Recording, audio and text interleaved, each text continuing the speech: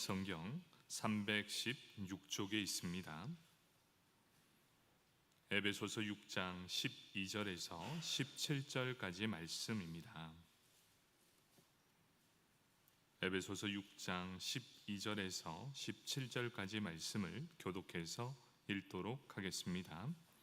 우리의 씨름은 혈과 육을 상대하는 것이 아니요 통치자들과 권세들과 이 어둠의 세상 주관자들과 하늘에 있는 악의 영들을 상대함이라.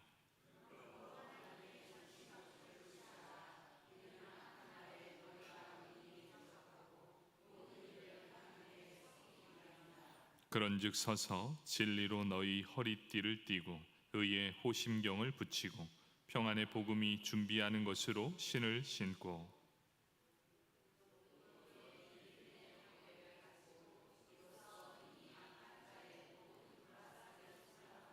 함께 읽겠습니다. 구원의 투구와 성령의 검 곧 하나님의 말씀을 가지라. 아멘. 12구역 나오셔서 특송하시겠습니다.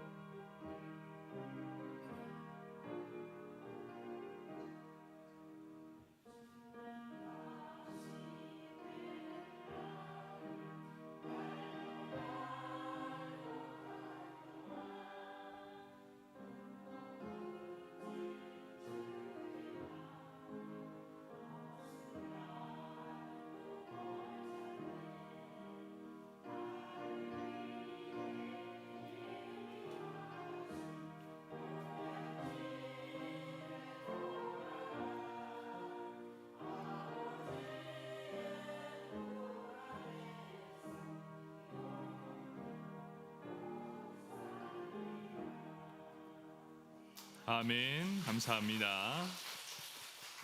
우리 12구역 지금 보니까 코로나에 걸린 분도 계셔가지고 많이 안 계시는데 우리 12구역 힘내시라고 우리 다시 한번 격려와 또 사랑의 박수 올려드리겠습니다. 감사합니다. 우리 함께 에베소서 6장 12절에서 17절까지 말씀을 읽었습니다.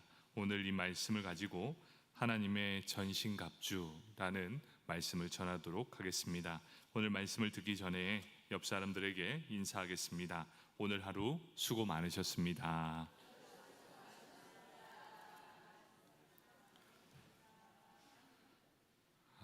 하루하루가 너무나 빠른 시간을 지내고 있는 것 같습니다. 벌써 8월의 첫 주입니다. 이제 8월이 시작되었습니다. 많은 사람들이 휴가도 다녀올 거고 또 무더위에 많이 지쳐 있을 것입니다. 요즘 한참 올림픽이 진행되고 있습니다. 올림픽 주제가 다시 뜨겁게입니다. 우리 인제 장로교회도 다시 뜨거움을 갖는 귀한 우리 성도님들 다 되길 축복합니다. 아멘. 오늘 말씀은 오전의 말씀에 이어지는 내용입니다. 그리스도인에게 싸움이 있다라고 말씀하고 있습니다. 이 싸움은 어떤 싸움입니까? 바로 영적인 싸움이 너희에게 있을 것이다. 바로 이런 싸움, 영적 싸움에 대한 부분을 다시금 말씀해 주는 본문이 오늘 본문입니다. 에베소서 6장 12절 말씀은 이렇게 시작하고 있습니다. 우리의 씨름은 혈과 육을 상대하는 것이 아니요 통치자들과 권세들과 이 어둠의 세상 주관자들과 하늘에 있는 악의 영들을 상대함이라. 이렇게 싸움의 대상을 분명하게 보여주고 있습니다.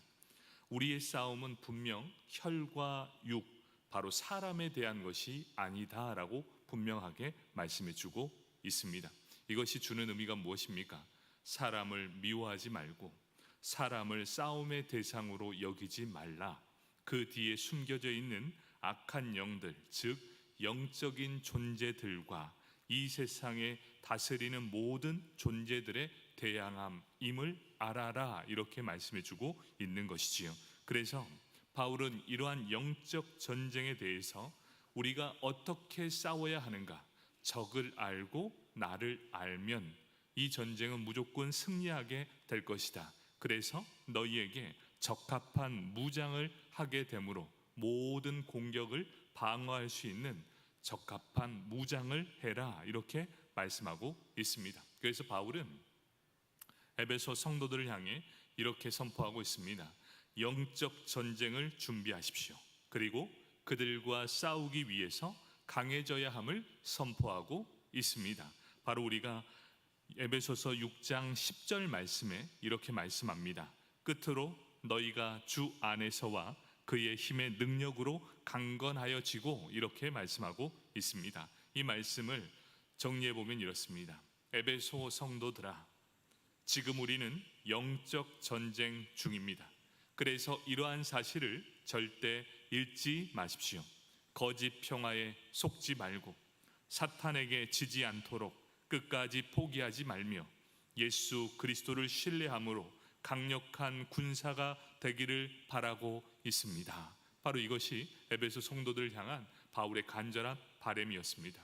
이러한 모습은 비록 에베소 성도들을 향해서만 하는 것이 아니라 바로 예수를 믿는 우리에게도 바로 이러한 영적 무장이 필요하다는 것이죠. 어떻게 하면 강건해지는 비결이 될 수 있습니까? 이 말씀은 첫 번째로 주 안에 서 있는 것이고, 둘째는 주님의 능력을 신뢰하는 것이다. 이렇게 말씀하고 있습니다.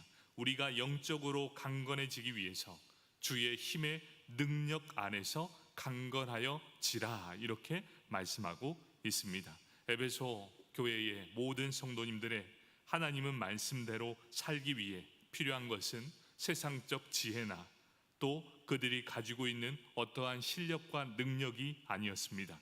바로 영적 군사로서 영적 전쟁을 수행할 수 있도록 바로 하나님이 주시는 이 힘과 능력이 너희 안에 머물도록 하라. 이렇게 말씀하고 있다는 것이지요. 그렇기에 우리는 누구의 능력을 구해야 하느냐? 바로 예수 그리스도의 능력, 성령 하나님의 능력을 구해야 한다는 것입니다. 그렇기에 우리에게는 선물로 주신 하나님의 능력이 있습니다. 그 능력이 바로 무엇입니까? 오늘 우리가 읽었던 전신갑주입니다. 이 전신갑주를 입은 성도는 어떤 전쟁 앞에서도 능히 승리하게 될 것입니다. 오늘은 조금 길지만 이 6가지의 전신갑주를 짧은 순간 조금씩 살펴보도록 하겠습니다. 먼저 진리의 허리띠입니다. 군인이 허리띠를 찬다는 것, 이것은 대단히 중요한 역할을 하게 됩니다. 이 에베소에 나오는 이 모든 모습은 군인들의 형상을 가지고 있습니다. 그래서 우리는 영적 전쟁에서 우리가 영적 전쟁을 하는 군인처럼 나아가야 됨을 말씀해 주고 있습니다. 우리는 영적 군대입니다. 그렇기에 허리띠를 단단히 매라 이렇게 말씀하고 있지요. 허리띠의 역할이 무엇입니까? 군복이 아무리 크든 나에게 맞지 않든 허리끈을 질끈 매면 바로 이 신체의 활동이 용이하도록 만들어주는 것이 바로 이 진리의 허리띠입니다. 그런데 여기 오늘 본문을 보면 하나님의 전신갑주 중에서 가장 첫 번째로 등장하는 것이 진리의 허리띠라는 사실입니다. 우리가 성경을 읽을 때 가장 먼저 등장한 것은 중요도의 역할이 주어지고 있습니다. 모든 말씀이 중요하지만 가장 먼저 등장했다는 것은 그만큼 중요하다는 것을 말씀해 주고 있다는 것이죠. 그렇다면 왜 진리의 허리띠, 이 허리띠를 무장하라 이렇게 가장 먼저 말씀을 해 주셨을까요? 그것은 이 마귀의 괴계 중에 하나가 바로 거짓이기 때문입니다. 거짓에 휘둘리지 않는 것, 그것이 가장 중요하다라는 것을 말씀해 주고 있습니다. 예수님은 마귀를 가리켜서 거짓의 압이라 이렇게 말씀하고 있었습니다. 거짓을 이기는 길은 무엇입니까? 거짓은 절대로 거짓으로 이길 수 없다. 거짓이 있을 때 진리로 대적하는 것만이 바로 이 거짓을 이길 수 있는 힘이다 이렇게 말씀하고 있습니다. 그러면 진리는 무엇입니까? 에베소서에서 진리를 정의합니다. 에베소서 1장 13절 말씀, 그 안에서 너희도 진리의 말씀 곧 너희의 구원의 복음을 듣고 그 안에서 또한 믿어 약속의 성령으로 인치심을 받았으니 이렇게 말씀합니다. 여기에서 진리의 말씀 곧 너희의 구원의 복음이라고 말씀하고 있습니다. 진리가 곧 복음이다 라고 말씀하고 있습니다. 이 복음은 누구입니까? 바로 예수님이 진리이다 이렇게 말씀하고 있지요.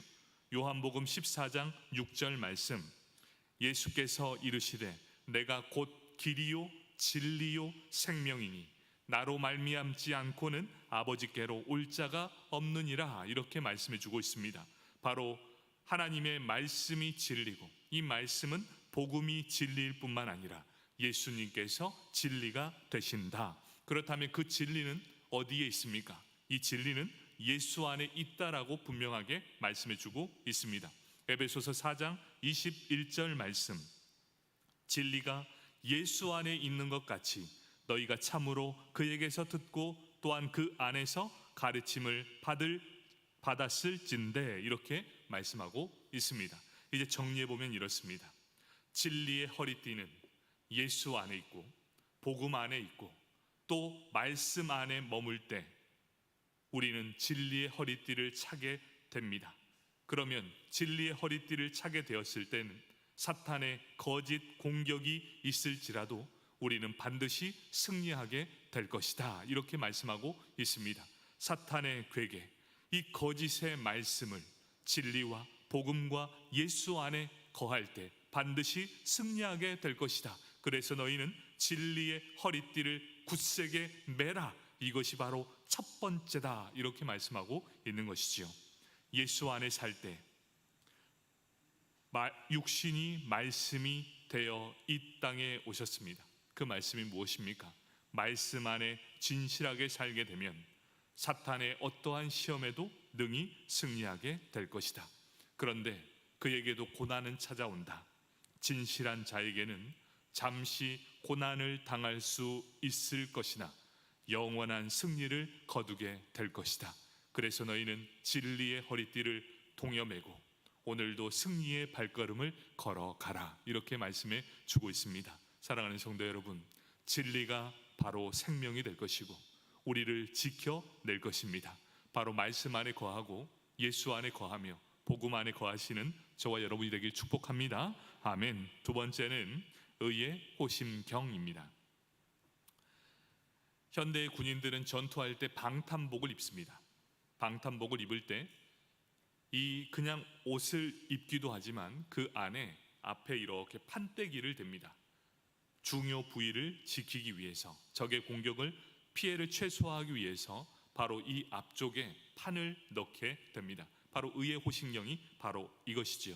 가장 중요한 안면부를 보호하기 위해 이 호신경을 차는 것이지요. 그래서 이 호신경은 타격을 막으면서 치명적인 부상을 입을 수 있는 이 병사들의 중요 장기를 보호해 주는 내용입니다. 여기에서 호신경 앞에 의예라고 되어 있습니다. 이 의는 무엇입니까? 사람의 행위로 말미암은 의가 절대로 아닙니다. 도리어 이 의는 하나님으로부터 전가되는 그리스도 예수의 의가 되는 것이지요. 그렇다면 이 의는 어디서 받게 됩니까? 믿음으로 받게 된다라고 말씀하고 있습니다. 믿음으로 이 의의 호신경을 받는 사람은 어떠한 내용을 갖고 있습니까? 바로 사탄의 고소와 고발에 있어서 우리의 마음을 보호해 주는 것, 이것입니다. 사탄의 공격은 우리를 날마다 공격해 올 것입니다. 그런데 우리의 가장 깊은 곳을 안전하게 지켜준다, 이렇게 말씀합니다. 영적 전투에 참가한 모든 그리스도인들은 의의 호신경을 붙이고 마귀와 싸워야 함을 말씀해 주고 있습니다. 데살로니가 전서 5장 8절에서는 믿음과 사랑의 호신경을 붙이라, 이렇게 말씀하고 있습니다. 데살로니가 5장 8절 말씀, 우리는 낮에 속하였으니 정신을 차리고 믿음과 사랑의 호신경을 붙이고 구원의 소망의 투구를 쓰자, 이렇게 말씀합니다. 하나님께서도 의로 갑옷을 삼으셨다라고 말씀하고 있지요. 이사야서 59장 17절 말씀입니다. 공의를 갑옷으로 삼으시며 구원을 자기 머리에 써서 투구로 삼으시며 보복을 속옷으로 삼으시며 열심을 입어 겉옷으로 삼으시고, 이렇게 말씀합니다. 도대체 이것이 어떤 의미입니까? 이 내용은 분명합니다. 사탄은 우리를 공격합니다. 이 공격은 어떤 의미입니까? 너는 죄인이다. 너는 죄인이고 너 같은 죄인이 어떻게 천국에서 구원받을 수 있겠느냐? 너는 자격 없다라는 것을 계속해서 말하고 있습니다. 그때에 예수 그리스도의 보혈의 공로로 의지한 의의 호신경이 내 안에 딱 있다면 그 어떠한 공격도 막을 수 있게 된다라고 말씀해 주고 있습니다. 그렇다면 의의 호신경에서 그 의는 무엇을 의미합니까?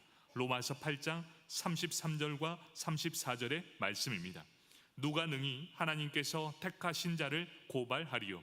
의롭다 하신 이는 하나님이시니 누가 정죄하리요? 죽으실 뿐 아니라 다시 살아나신 이는 그리스도 예수시니 그는 하나님 우편에 계신 자요 우리를 위하여 간구하시는 자신이라, 이렇게 분명하게 말씀하고 있습니다. 믿음으로 의롭다 하심을 얻는 의의 호신경을 가진 사람만이 구원의 확신을 갖게 될 것이다. 그래, 맞다. 사탄이 아무런 이 공격을 무자비하게 할지라도, 그래, 나는 자격 없는 죄인이지만 하나님께서 나를 택하셔서 자녀 삼아 주셨으니 하나님과 연결된 이 고리는 절대로 끊어질 수 없을 뿐 아니라 너의 이런 핍박과 자격 없음을 논하지만 하나님께서는 이미 나를 하나님의 자녀로 삼아 주셨다. 바로 이런 확신이 생기는 것이죠. 무엇 때문입니까? 바로 의의 호신경, 그것이 내 안에 있기에 우리를 구원해 주실 것이고 그 구원을 확실해 주게 하실 것입니다. 그렇기에 의의 호신경을 끝까지 착용한다면 우리는 모두 구원에 이르게 될 것이다 라는 말씀입니다. 세 번째, 평안의 복음이 준비한 신발입니다. 이때 당시에는 전쟁이 참 많았습니다. 알렉산더 대왕이 이때 당시에 모든 전역을 다 차지하게 되었습니다. 알렉산더 대왕이 많은 전쟁에서 승리할 수 있었던 비결 중 하나가 무엇이냐? 병사들에게 튼튼한 신발을 신게 했기 때문이다, 이렇게 로이드 존스는 말하고 있습니다. 그만큼 신발의 중요성을 가지고 있다는 것이죠. 이 신발을 잘 신고 자신의 이 발에 잘 맞으면 모든 전쟁에서 승리할 수 있다라는 것이죠. 그렇다면 왜 이 신발이 중요합니까? 만약 신발을 신지 않거나 약한 신발을 신은 병사는 전쟁에서 승리하기가 어렵다라고 합니다. 왜냐? 자꾸만 신경이 그쪽으로 쓰이고 또 공격당하기 쉽기 때문이다 라고 말하고 있습니다. 그렇다면 이 사탄을 이기기 위해 평안의 복음의 신발을 신어야 한다라고 말하고 있는데 왜 이렇게 복음의 신발을 신어야 합니까? 그것은 이유가 있습니다. 전쟁 때에 때로는 적군들이 병사들 앞에 전진하는 일이 있을 때 위험한 장애물들을 놓았습니다.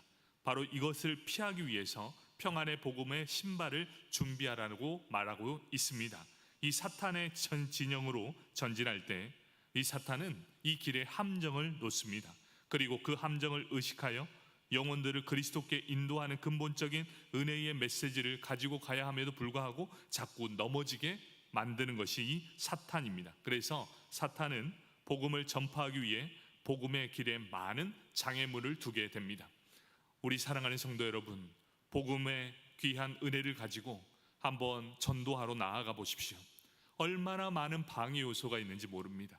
그래서 여러분, 전도하기 전에는 함께 모여 기도하고 성령 충만한 은혜를 사모함으로 함께 기도한 이유가 있습니다. 왜냐? 그렇게 해야만 이 모든 사탄의 괴계를 능히 이겨낼 수 있기 때문입니다. 전도는 그냥 하는 게 아니에요.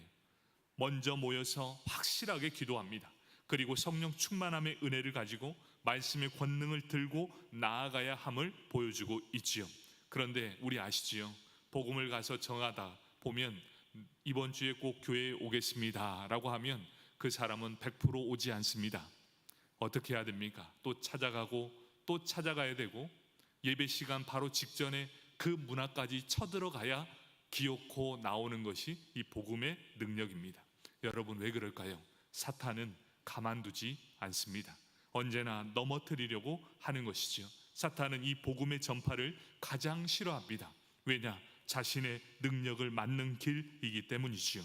하나님과 사람 사이, 그리고 사람과 사람 사이에 내 마음에 평안을 주는 복음의 전파에 힘쓰는 것, 이것이 바로 마귀의 괴계를 이기는 하나님의 전신 갑주가 된다라고 말하고 있습니다.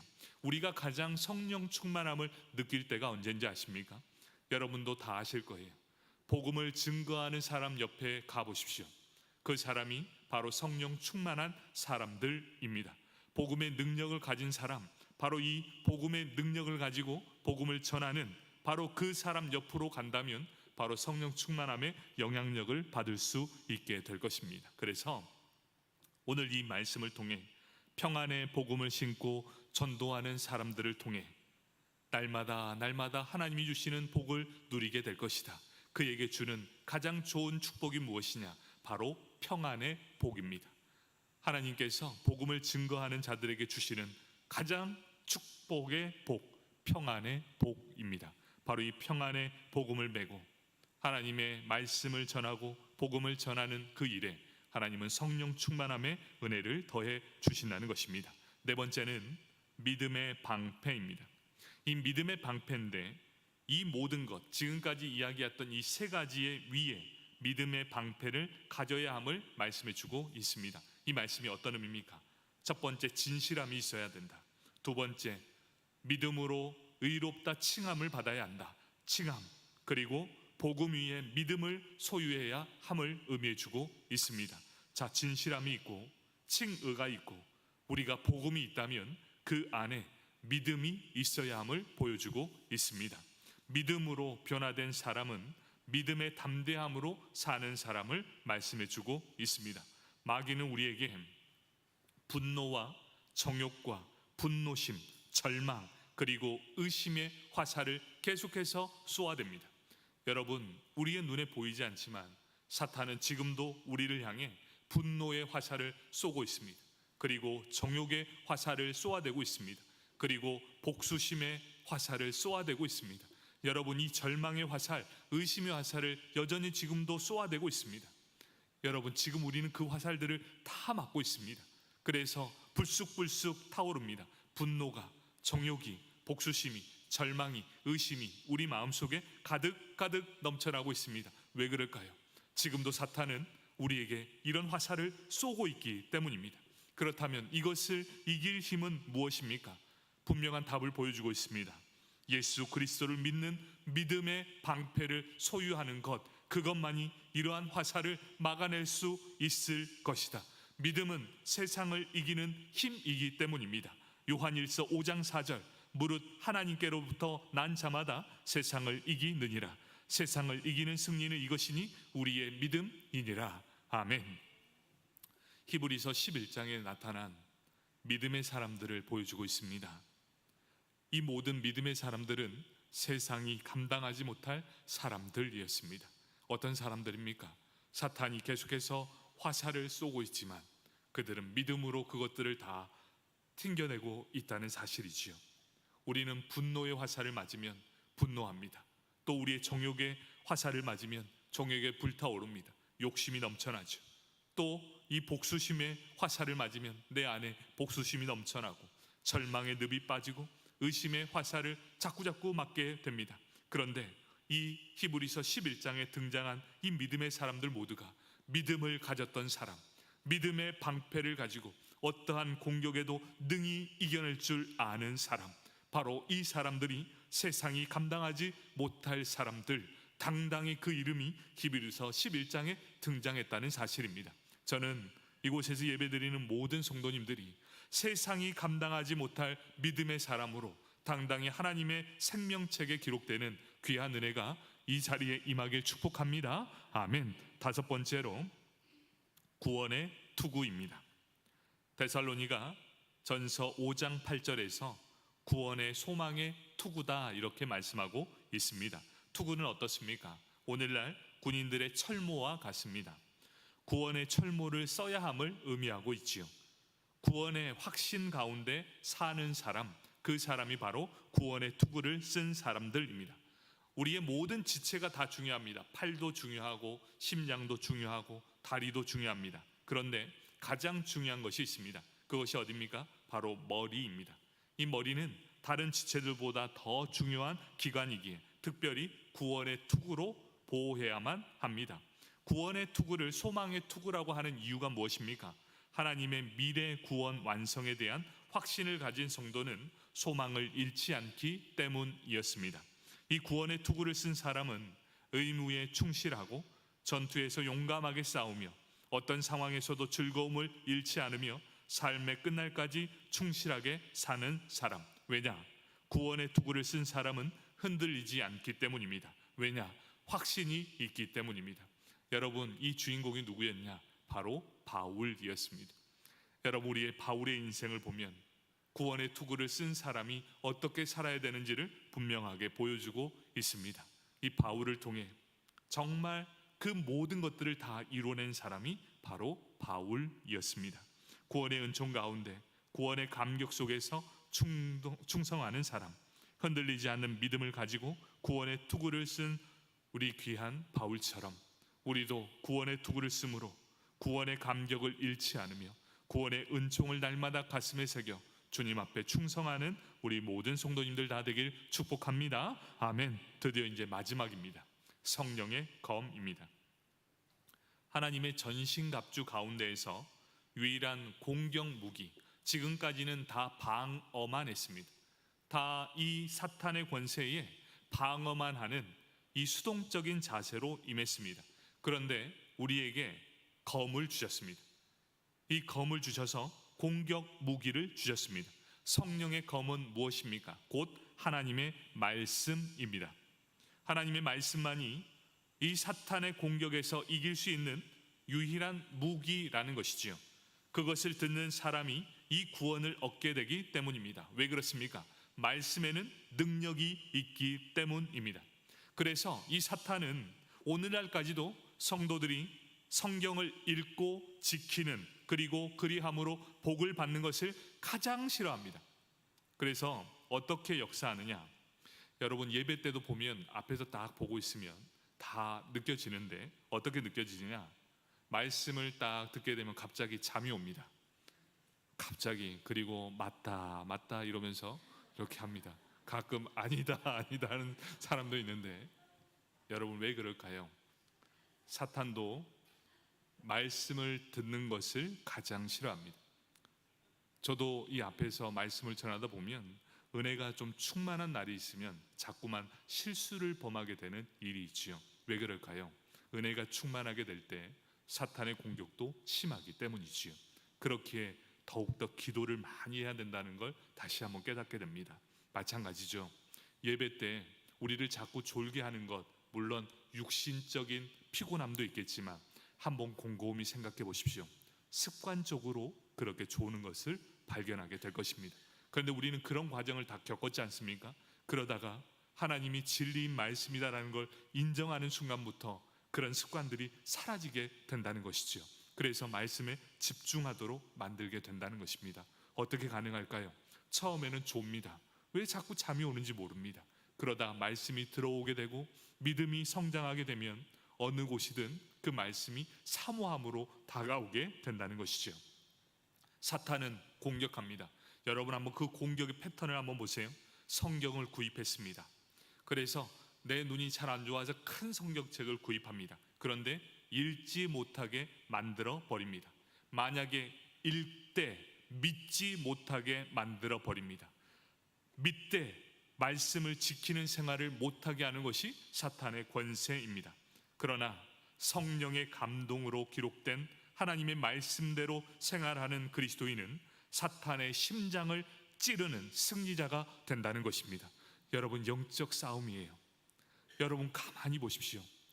졸고 있는 사람은 절대로 이 싸움을 승리할 수 없습니다. 어떤 사람이 승리하는지 보십시오. 말씀대로 살아가는 사람은 성령의 검, 말씀의 검을 가지고 이 사탄의 권세의 심장을 찌른다는 사실, 그리고 그 사람들을 통해 지금도 성령의 역사가 일어나고 있다는 사실입니다. 성경을 읽으면 원수보다 더 지혜롭게 된다는 말씀입니다. 그래서 말씀을 읽고 묵상하고 암송하면 긴박한 영적 전쟁의 상황에서 승리할 수 있게 된다는 사실입니다.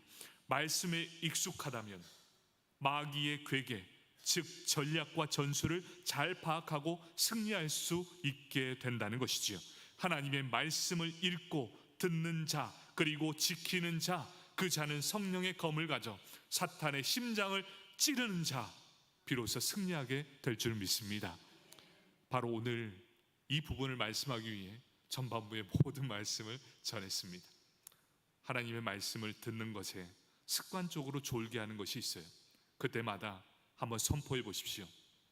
이 어둠의 권세가 예수 그리스도의 이름으로 떠나가게 해달라고. 그리고 말씀이 들려지게 하시고 그 말씀대로 산다면 사탄의 괴계가 절대로 우리를 절대로 넘어뜨리지 않게 할 것입니다. 말씀을 정리하도록 하겠습니다. 바울은 이 영적 전투를 다 말씀하면서 마지막에 어떻게 결론을 내리느냐, 성령 안에서 기도하라, 이렇게 말씀하고 있습니다. 아무리 영적인 무장을 잘 갖췄다 해도 기도하지 않으면 병든 군사처럼 싸울 힘을 잃어버리기 때문이다, 이렇게 말씀하고 있죠. 영적 무장을 다 갖췄어요. 이제 싸움의 모든 준비를 다 마쳤습니다. 이제 그런 영적 군사가 되어 무엇을 해야 하느냐? 기도해라, 이렇게 말씀하고 있다는 것입니다. 바울은 기도할 때 모든 성도들과 특별히 복음을 전하는 자신을 위해 기도하라, 이렇게 부탁하고 있다는 것이지요. 마귀가 아무리 능력 있다 할지라도 결코 성령 안에서 기도하는 개인과 성령 안에서 기도하는 가정과 성령 안에서 기도하는 교회, 그 모든 곳은 절대로 이길 수 없음을 말씀해 주고 있습니다. 자, 우리는 전신갑주를 입었습니다. 이제 뭘 할 것인가? 함께 모여 하나님을 위해, 예수를 위해, 교회를 위해, 개인을 위해, 가정을 위해 기도하는 귀한 은혜가 있을 때 반드시 승리하게 될 것이다. 성도는 쉬지 말고 성령 안에서 깨어 기도해야 한다. 그래야만 바로 이 영적 전쟁에서 승리할 수 있다, 이렇게 말씀하고 있습니다. 성령은 기도의 영이십니다. 성령 안에 기도할 때 반드시 영적 전쟁에서 승리하게 될 줄 믿습니다. 여러분, 착각하는 거 있습니다. 말씀을 많이 읽으면 기도하지 않는 사람들이 넘쳐난다는 것이지요. 여러분, 말씀을 알면 알수록 두려워집니다. 그것 때문에 더 기도하게 만드는 것이지요. 여러분, 기도하십시오. 성령의 충만함을 입어 기도할 때 하나님이 그 길을 인도해 주실 것이고 어떠한 권세도 파괴시키며 승리자의 인생을 살게 될 것입니다. 바로 이것이 영적 전쟁에 승리하는 법입니다. 우리 사랑하는 성도 여러분, 전신갑주를 입고 기도하심으로 날마다 승리하시는 저와 여러분이 되길 축복합니다. 아멘. 이 시간 함께 기도합시다.